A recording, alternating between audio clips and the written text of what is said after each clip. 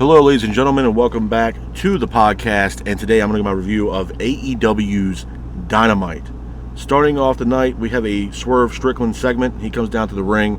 Swerve grabs a microphone. He hypes up the Forbidden Door. He also hypes up Will Ospreay, says he has a lot of respect for Ospreay.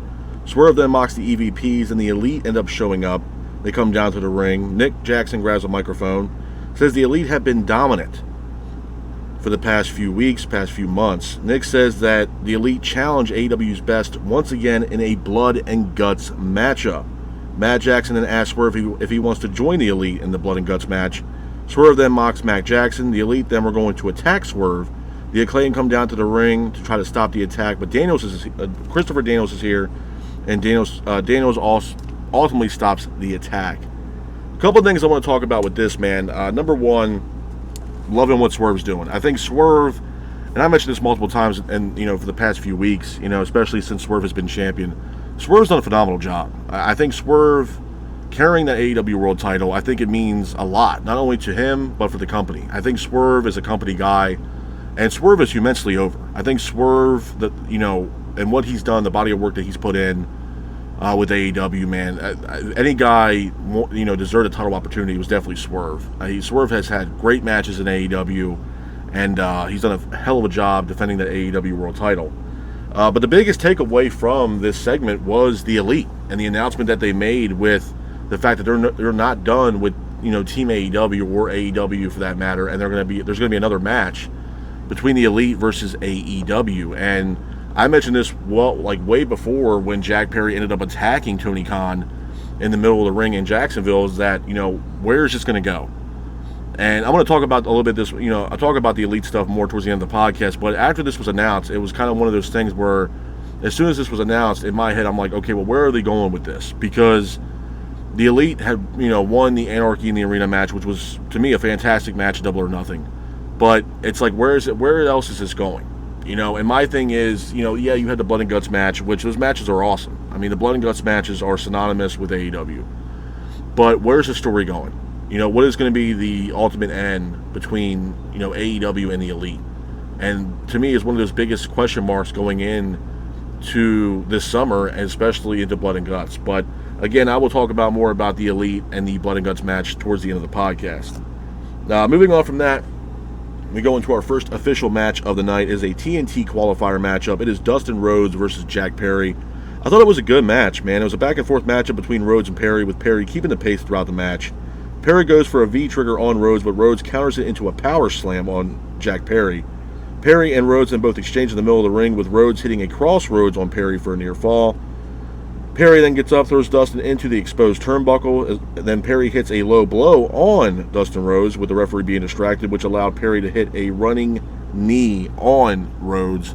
Pins him for the 3, and your winner of the match is Jack Perry. Hats off to Jack Perry for getting the win in this matchup. Moving on from that, we go into our next match of the night. It is Roosh versus Dion Russman. This was a glorified squash match. I mean, Roosh was keeping the pace throughout the entire match, with Roosh ultimately hitting the finish on Rushman. Pins him for the 3, and your winner of the match is Roosh. After the match, Roosh attacks Rushman after the match. MJF comes down to the ring. MJF attacks Roosh. MJF and Roosh fight throughout the crowd, which leads to the backstage area, where MJF ultimately puts Roosh through a table. So it looks like there's some unfinished business there between Roosh and MJF, and I believe next week, commercial free, we're going to have MJF versus Roosh next week on Dynamite. Definitely looking forward to that match. I think it's going to be a great match, and it's the first match officially since MJF has been back in AEW from a lengthy injury. Moving on from that, we go into our next match of the night. It's a tag team matchup. It is Orange Cassidy teaming up with Kyle O'Reilly and Mark Briscoe versus Takeshita, Roderick Strong, and Kyle Fletcher. I thought it was a great match, man. It was a great showing, back and forth matchup. O'Reilly, Fletcher were exchanging in the middle of the ring, with Orange Cassidy, Mark Briscoe, and Kyle O'Reilly keeping the pace. Orange Cassidy hits a Hurricane Rana. Mark Briscoe hits a neck breaker off the apron on Fletcher on the outside. Takeshita then hits a Blue Thunder Bomb in the middle of the ring. Orange Cassidy then hits a Stun Dog Millionaire. Briscoe then hits a Froggy Bow for a near fall at the top rope, but Kyle hits the finish, pins for the 3, and again, a great match. It was a fantastic matchup with Kyle hitting the finish. And again, I mean, my thing is, This match here was a showcase of some of the best talent that AEW has to offer, and to be honest with you, I'm all for what Orange Cassidy's been doing, man. I think Orange Cassidy and what he's been doing, obviously with Trent Beretta and the Don Callis family and stuff like that, it's been fantastic stuff. So, again, definitely look forward to what's going to happen next with Orange Cassidy. After that, it was announced that Shingo Takagi, a New Japan talent, he's announced that he will be joining the Owen Hart Cup tournament, which is absolutely awesome. And the Owen Hart Cup tournament is looking like it's going to be stacked this year, which I will talk about more towards the end of the podcast. But this was a great announcement from Shingo Takagi. Moving on from that, we go into our next match of the night. It is a tag team matchup. It is the Premier Athletes versus Hook and Samoa Joe. I thought it was a good match. Joe and Hook quickly attacked the Premier Athletes, with Joe and Hook keeping the pace of the match. Hook quickly applies a red rum, and your winners of the match are Samoa Joe and Hook. Hats off to Samoa Joe and Hook for getting the win in this matchup. Moving on from that, we go into our next match of the night. It's for the TBS title. It is Mercedes Moné versus Zooks. I thought it was a good match. It was a back-and-forth matchup with Moné hitting a Hurricane Rana in the middle of the ring. Moné was trying to keep the pace throughout the match, but Zooks hits a Liger Bomb on Moné in the middle of the ring. Moné then hits a Meteora off the top rope on Zooks for a near fall, and Moné ultimately hits her signature Moneymaker, pins for the 3, and your winner of the match and still TBS champion is Mercedes Moné. Hats off to Mercedes Moné for getting the win in this matchup. Moving on from that, we have a Chris Jericho TV time segment. Jericho, again, hyping up the Learning Tree. Private Party come out to the ring. Jericho hypes up Private Party, but Jericho says that Private Party needs more training. Jericho says that he was trained by the late, great Stu Hart, and he trained in a dungeon up in Calgary. So he was kind of pretty much trying to show Private Party how to get to the top rope. And Jericho said that he learned this from the late, great Owen Hart. So Jericho climbs the top rope, and then Private Party attack Jericho, throw him off the top rope. They attack Big Bill and Brian Keith as well. It looks like there's a little heat there between Private Party and the Learning Tree. A couple things I want to say about this man quickly. And I mentioned this now for the past couple of weeks with Jericho. I truly believe Jericho's career is going downhill. It's coming to an end. I don't know where the Jericho shit's going, to be honest with you. I think the Learning Tree character, if you will, or this new facade from Jericho, it's not working, man. I mean, so many people that I've talked to, and you see people on TV, they're getting so pissed off with this whole Jericho thing. It's almost, some people even say, like, I feel like it's a punishment for the AEW fans, and maybe it is, because these Jericho segments are just brutal, and it's cringeworthy to watch. It's bad, and it's not going anywhere.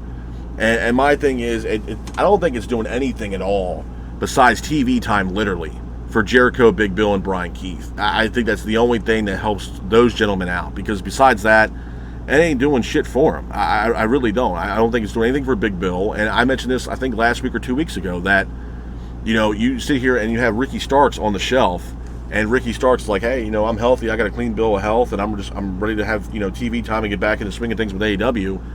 But the last time we saw Big Bill before the Learning Tree, he was tag team partners with Ricky Starks. So I don't know what the hell is going on creatively right now, if there is a creative team for AEW.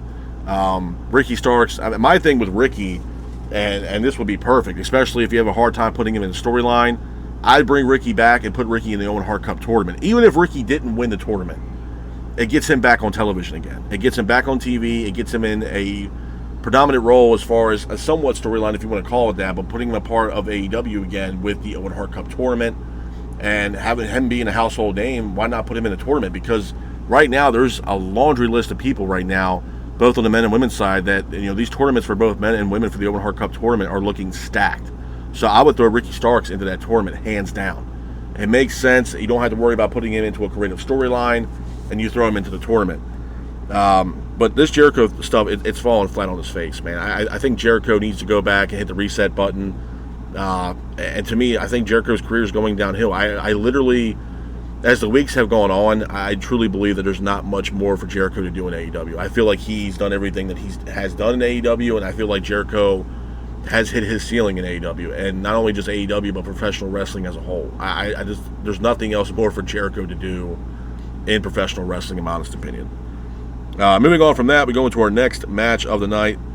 This was a pretty much a squash match. This is Danny Garcia versus Nick Comoroto, which I didn't think Nick Comoroto was still employed with AEW. But it was a good match. It was a back-and-forth matchup between Garcia and Comoroto, with Garcia keeping the pace of the match. But Garcia quickly gets a finish on Comoroto, pins him for the 3, and your winner of the match is Danny Garcia. Hats off to Danny Garcia for getting the win in that matchup. After that, Pac is shown on the Titantron. He's backstage. He announces that he is also entering the Owen Hart Cup tournament. Again, the Owen Hart Cup tournament is looking absolutely stacked. And again, I will talk more about this towards the end of the podcast. But moving on from that, we go into our next match of the night. It is the main event of AEW's Dynamite. It is Will Ospreay defending the international title against Rey Fenix. I thought this was a great match, man. It was a back-and-forth matchup between Ospreay and Fenix. Ospreay and Fenix both exchange in the middle of the ring, with Fenix hitting an Oz Cutter on Ospreay. Fenix then hits a Hurricane Rana on Ospreay. Fenix then hits a springboard frog splash for a near fall. Ospreay gets up, hits a springboard forearm on Fenix. Ospreay then hits a handspring Pele kick on Fenix in the middle of the ring. Ospreay hits an Oz Cutter. Ospreay then ends up getting the victory in that matchup. After the match, though, Ospreay mocks Swerve. Ospreay then hits Swerve Stomp. Or no, I'm sorry. Ospreay hits a Oz Cutter. He mocks Swerve by hitting a Swerve Stomp on Fenix. Ospreay then hits a Hidden Blade, pins for the 3, and your winner of the match is still international champion, is Ospreay. After the match, Swerve gets in the ring. Ospreay and Swerve get face to face. Ospreay then grabs the AEW championship away from Swerve. He holds both belts, and Swerve and Ospreay then have a face to face. And Swerve says that he's lucky that Ospreay's his friend, or Swerve would destroy him. But throughout that match, it was also another announcement that the Blood and Guts match that the Elite announced earlier in the night, that match will take place on July 24th. Special episode of Dynamite. So again, July 24th will be the Blood and Guts event. A couple things I want to talk about quickly with Dynamite before I get out of here, man. Number one, the show itself. Do I think it was a great show last night? No. I'm not going to sit here and say the show was complete shit. I'm not going to sit here and say that. There was a lot of announcements that came out of Dynamite, especially pertaining to the Owen Hart Cup tournament. Let's talk about that quickly. Like I mentioned earlier, man, I think the Owen Hart Cup tournament this year is going to be absolutely incredible. With the talent that's already announced to be a part of this tournament, you got Bryan Danielson, you got Pac, you got Shingo Takagi a part of this tournament as well. Those are some household names that are part of this tournament. And on the women's side, you got Willow, you got Chris Statlander, Mariah May as well. I mean, the tournament for both men and women are looking stacked. With that being said, though, I think, depending on the situation with injuries and creative, this would be the perfect time to bring some of those people back into the fold with AEW. And I'm talking about Ricky Starks. I don't know, if Adam Cole is going to be healthy when the tournament starts. But again, bringing a guy in like Cole, having him in the tournament, it would be the top names of AEW, especially with the women too. I mean, Jamie Hayter, if she's healthy, Britt Baker. I would bring those women in. Camille, I think Camille would be great to come in. I know she signed with AEW. This would be a perfect way to bring Camille in, especially for the women's tournament, because right now the women's tournament's up in the air, in my honest opinion. I think Bryan Danielson is one of the favorites to win for the men's tournament for the Owen Hart Cup. I think Bryan Danielson definitely will be in the finals. I'd be very surprised if he's not. So the tournament looks stacked. The other big announcement, obviously, and everybody's talking about, is the announcement that the Elite had made pertaining to the Blood and Guts matchup that's going to happen July 24th. Honestly, when it was announced, and like I told you guys earlier in the podcast, I was kind of thinking to myself, okay, where does this storyline go? Where does this whole thing go between the Elite and AEW? And a lot of things have been running through my head about it. And to be honest with you, I don't know. My thing is with this whole Elite AEW thing, is it a good storyline? Yeah, it's not a bad story. It's probably the main storyline going on right now in AEW. But I don't know where they're going to go with this. I think that's the biggest downfall with the Blood and Guts match.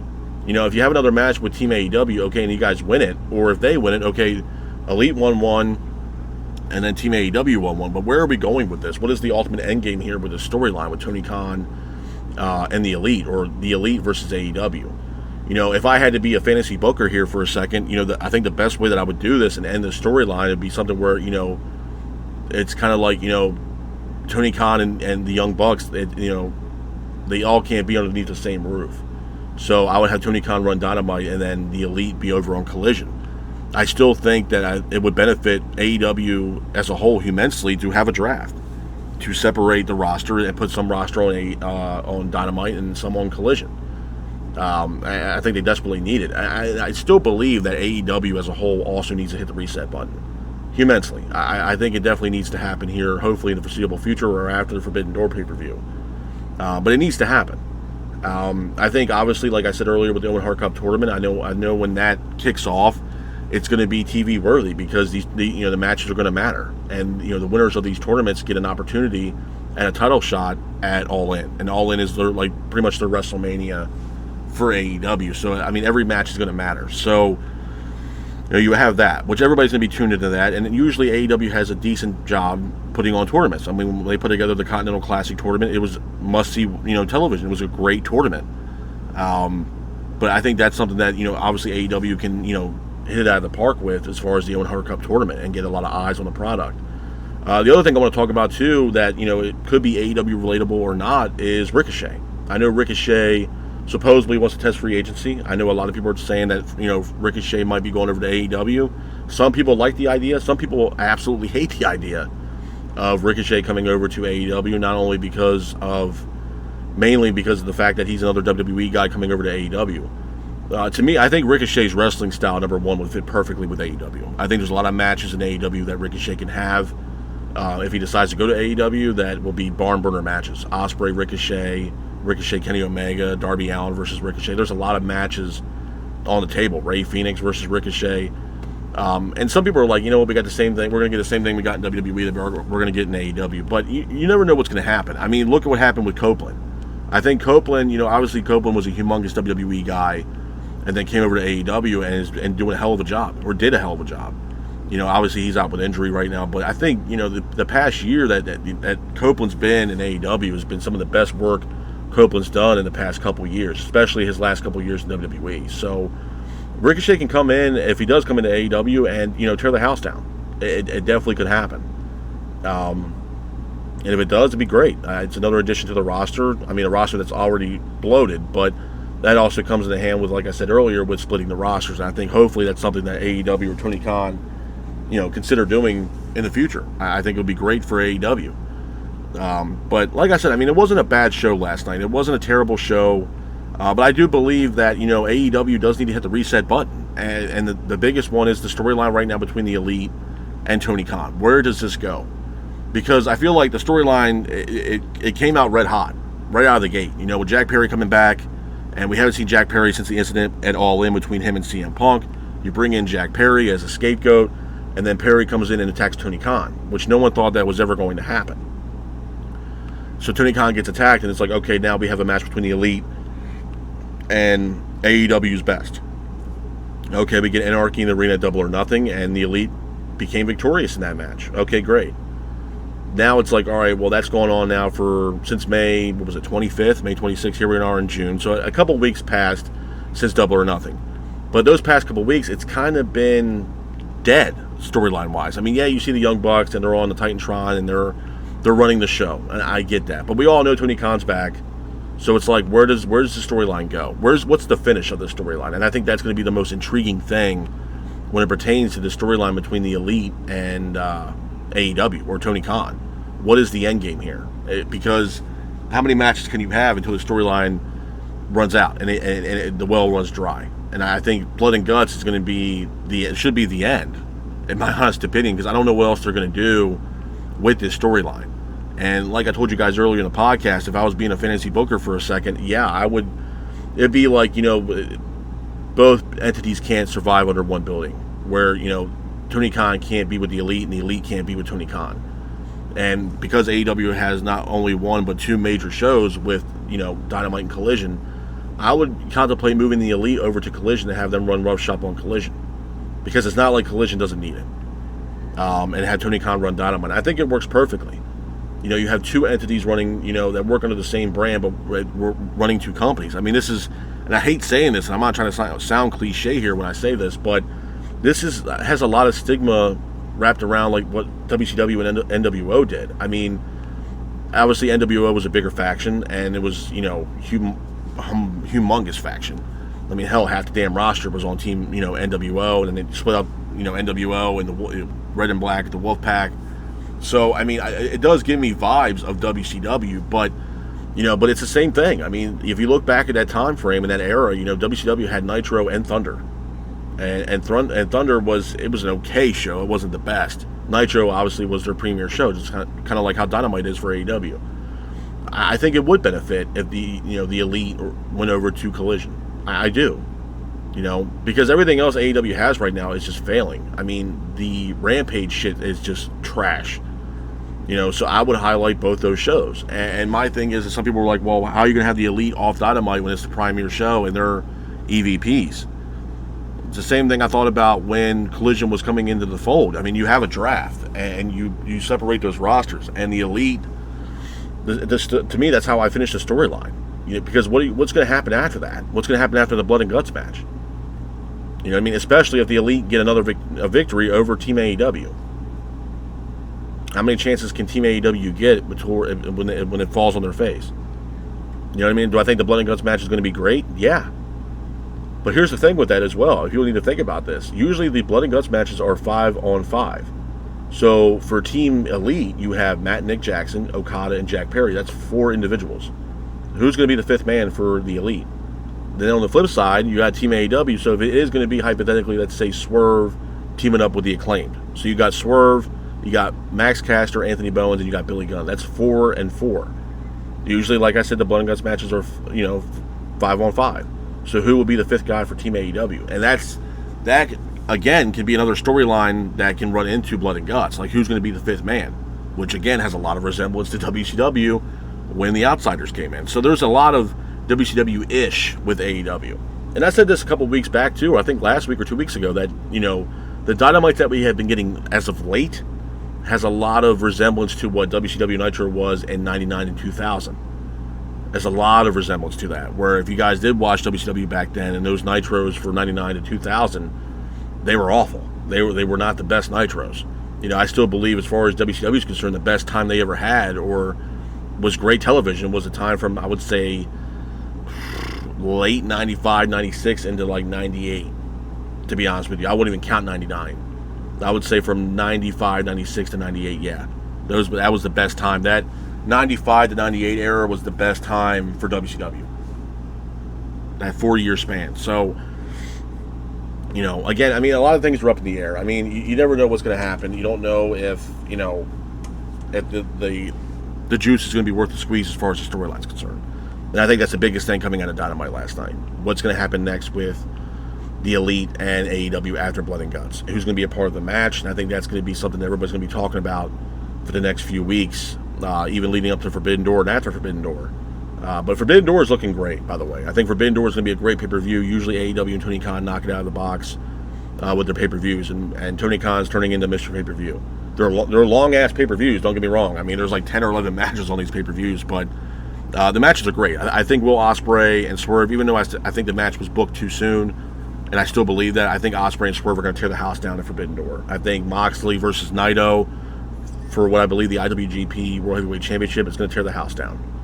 Moxley and Naito always have a good match. Ospreay and Swerve, fantastic match.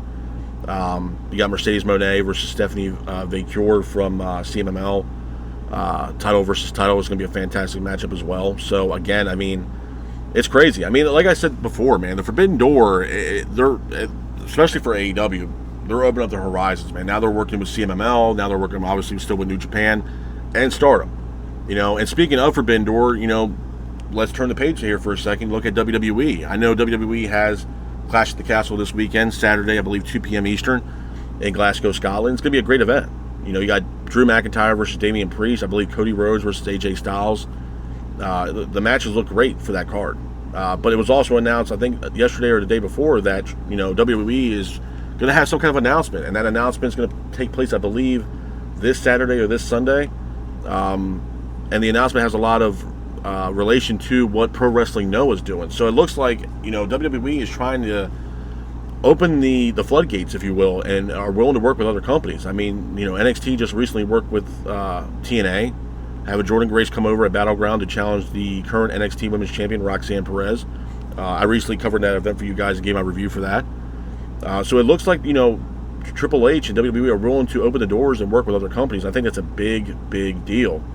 Not only just for NXT, but for WWE as a whole. I think, working with Pro Wrestling Noah or doing an event with them, or working with TNA. I know a lot of people are speculating the possibility of WWE possibly purchasing TNA.